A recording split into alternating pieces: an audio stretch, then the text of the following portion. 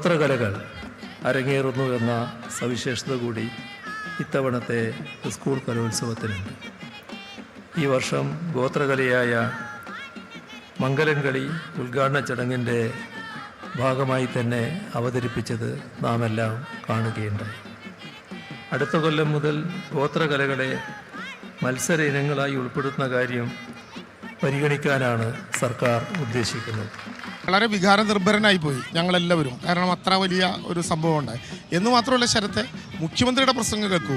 മുഖ്യമന്ത്രി പറഞ്ഞു ഇനി മുതൽ മംഗലംകളി എന്നല്ല മുഖ്യമന്ത്രി പറഞ്ഞത്, മംഗലംകളി ഉൾപ്പെടെ പാർശ്വവൽക്കരിക്കപ്പെട്ട ജനതയുടെ കലാരൂപങ്ങൾക്ക് പൊതുവേദിയിൽ അവസരം ഉണ്ടാകും. ഇതാണ് നവകേരളം. നവകേരളം എല്ലാവർക്കും ഭൂമി, എല്ലാവർക്കും വീട്, എല്ലാവർക്കും വിദ്യാഭ്യാസം, എല്ലാവർക്കും ആരോഗ്യം മാത്രമല്ല, പാർശ്വവൽക്കരിക്കപ്പെട്ട ജനതയുടെ സാംസ്കാരിക അനുഭവങ്ങളെ ലോകത്തിൻ്റെ ശ്രദ്ധയിലേക്ക്, നെറുകയിലേക്ക് കൊണ്ടുവരിക.